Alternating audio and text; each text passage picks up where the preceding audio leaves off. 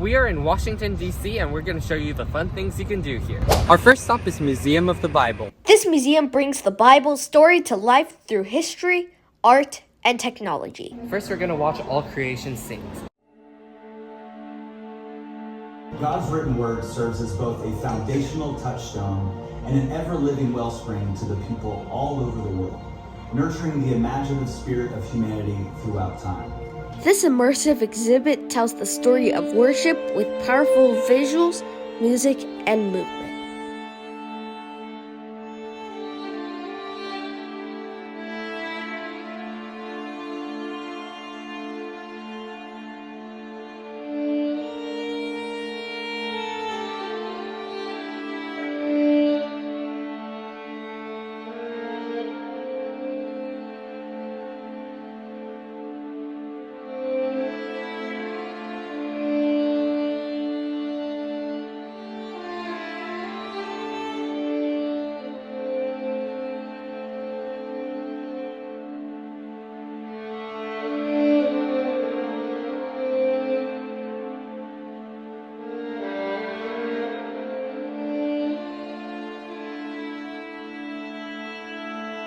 And that was all creation scenes. My favorite part was actually being able to create all the colors on the screen. That was definitely the best. I enjoyed watching the show because there were so many cool scenes of nature, and they also showed like Eden and a bunch of other really colorful things. Right now we are at the Biblical Garden. In the first room, there's a beautiful mosaic of the floor of a prayer hall that they excavated. So this is what the prayer hall would have looked like with the mosaic on the floor. These are tesserae, mosaic tiles.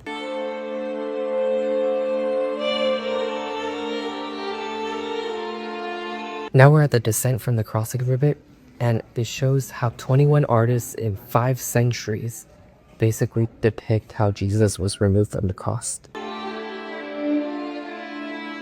This one seems to be a modern take on it because there's a businessman over there, there's a ladder over there, things they wouldn't have back then.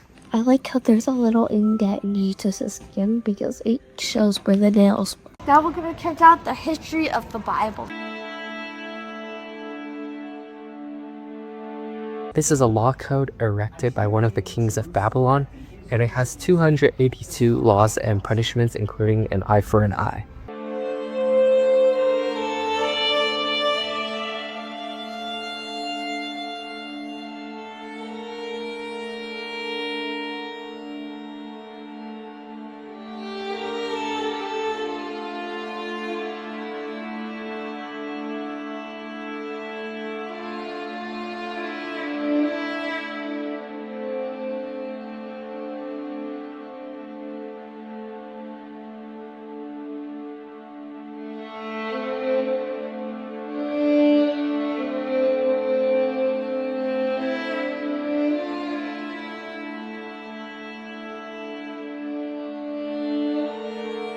This is the first edition of the King James Bible, and look at how huge it is. You can also see how thick it is. Now compared to the stuffed animal, here's a comparison. This is the second time in my life I've seen the Killer Bible. So in 1795, instead of saying let the children first be filled, they said let the children first be killed.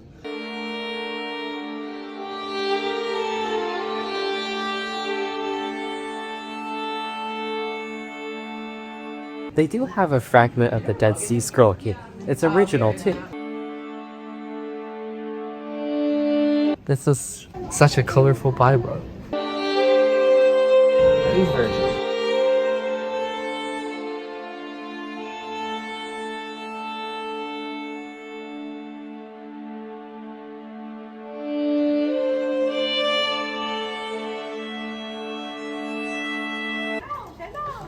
Welcome.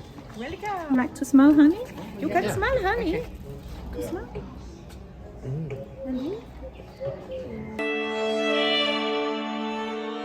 How are you doing? Doing good? Excellent. It's good to see you. I see you have some friends here. They're from 2025. Oh. This is what we eat a lot. Okay. There's a cow. So I thought this was a pig. I mean, I do not eat pigs. Right, Shabbat Shalom. Where have you traveled from? California. Where? California. The Under the first century. the Americas. One day you're There's no such thing. Not yet. See, you came back 2,000 years. Let's speak in Aramaic. Remember, English does not exist yet. Listen, if you weren't speaking Aramaic, I couldn't understand a word you're saying. I like how this village is like pretty realistic and old-fashioned. So the museum has some parts that look like this, and then some very futuristic-looking displays. There's a mix of old and new. Now I'm checking out Stories of the Bible, which is a 30-minute experience for the Old Testament and 30 minutes for the New Testament.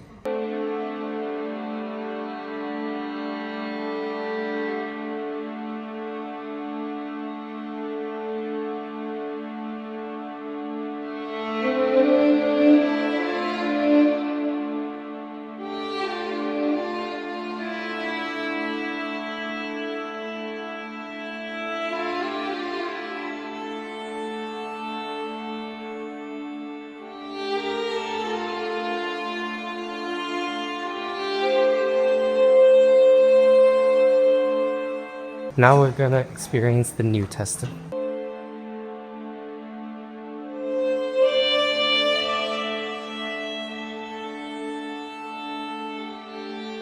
Now we're going on Washington Revelations. This 6-minute aerial journey unveils the Bible's influence on Washington, D.C.'s most iconic landmarks.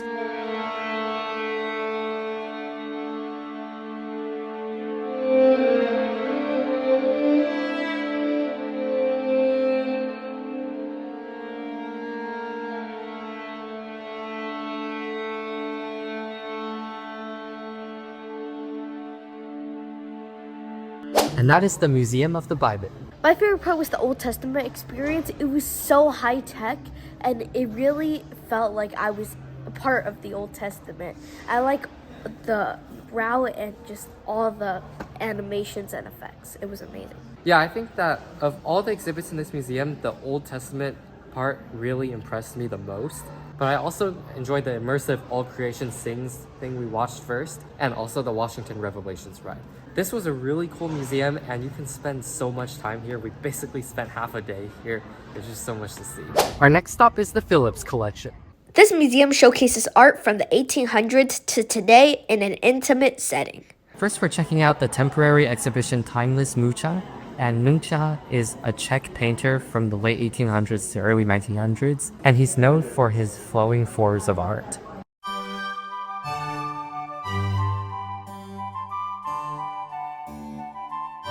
This is the house at Salvia. I don't know how to say that, but what's interesting is that initially Phillips wasn't a fan of Van Gogh's art, but then in 1926 he decided to include him in a wish list of artists he wanted.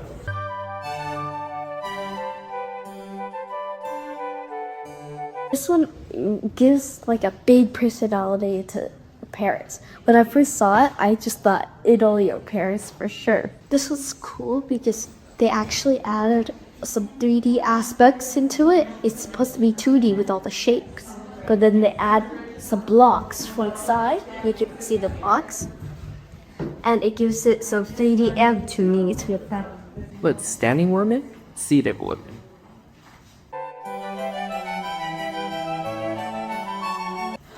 Oh, the Alma Thomas. I had to learn about it for my art class I'm taking at my school.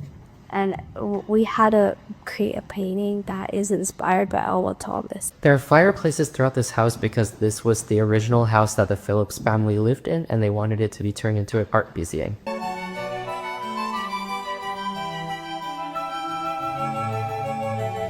It's the Washington Arch, New York City we saw.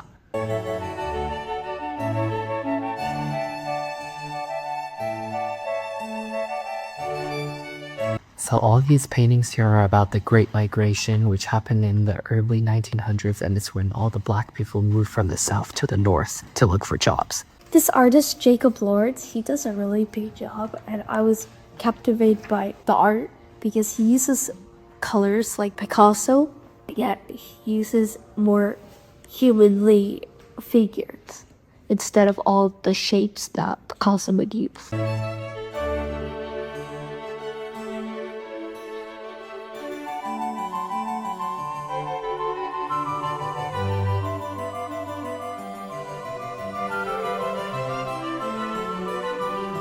This is one of the famous paintings at this museum. It's by Renoir.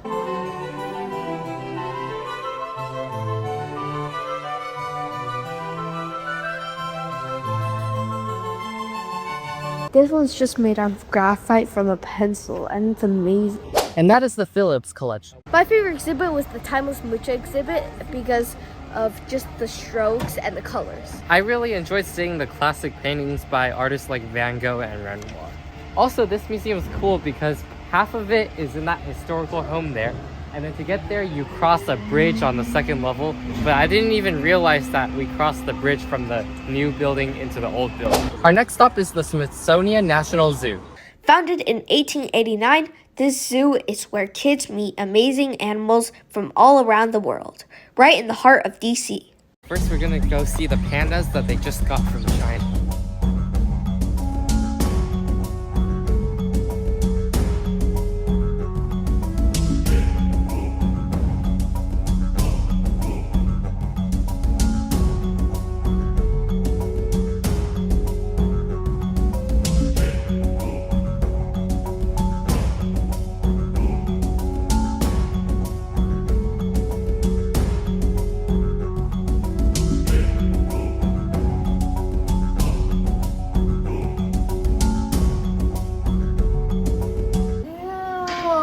Surreal proof that they just stacked up. Why is it so perfectly round? How many dump balls does a zoo elephant make each day? Correct. We're now in the Great Ape House.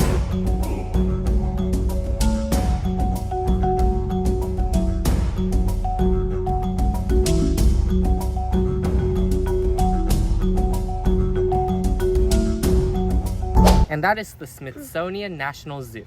Even though we got very little time here, I enjoyed the red pandas and the elephants a lot. They were very active and it was what I expected. My favorite part was seeing the pandas. Other than that, this zoo isn't super memorable. I think I like the zoos back in California better.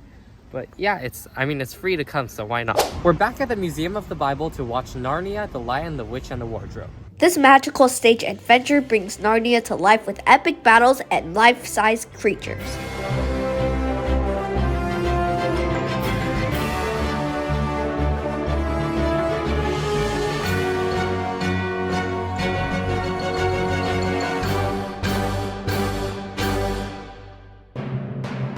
And that was The Lion, the Witch, and the Wardrobe. My favorite thing about this show is the set. The set was amazing, and also the costumes. They were very realistic, and they definitely transformed the setting to a different level. I loved the message of this play, and I've read the book before, so I was familiar with the storyline, but it's been a while.